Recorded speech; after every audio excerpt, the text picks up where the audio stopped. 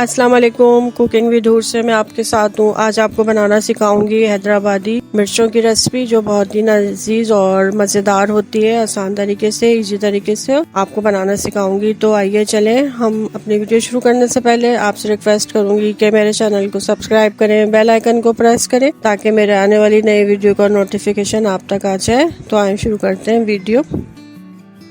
एक पैन लेंगे, उसके अंदर मैं तकरीबन 2 टेबलस्पून जो पीनट्स लेंगे, वाइट तिल लेंगे 2 टेबलस्पून और 2 टेबलस्पून के करीब ही हम जो है खोपरा लेंगे।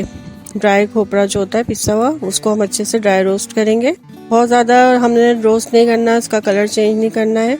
और फिर 2 चम्मच सूखा धनिया और 1 चम्मच जो है हम जीरा लेंगे, साबुत जीरा, और इसको भी हम इसमें डाल के अच्छे से ड्राई रोस्ट कर लेंगे। ये देखें, बस हमें इतना ही रोस्ट करना है और इसको हम मिक्सी में डाल के इसका पेस्ट बना लेंगे। और अब हम उसी पैन में तकरीबन 2 से 3 टेबलस्पून जो है हम ऑयल डालेंगे। एक बड़ा प्याज स्लाइस करके डालेंगे और उसे सौते करेंगे। हमें ब्राउन नहीं करना, सिर्फ सौते करके हम इसको भी ठंडा करके मिक्सी में पीस लेंगे।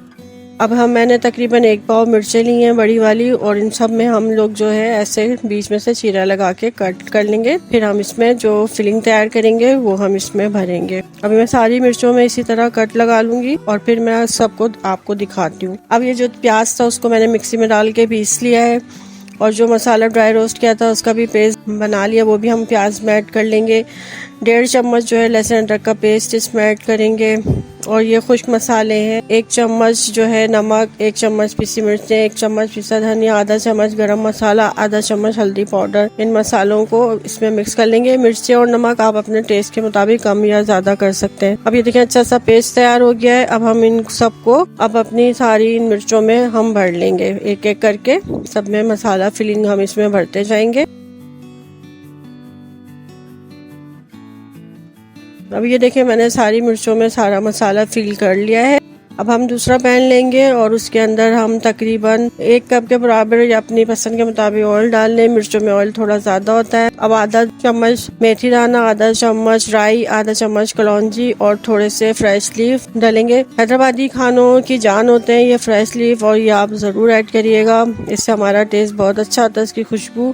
अब जितनी भी हमने मिर्चें बनाई थी वो हम सब इसमें ऐड कर लेंगे। ऑयल में हम बिछा लेंगे सारी एक एक करके, ये सब इसमें हम डाल देंगे।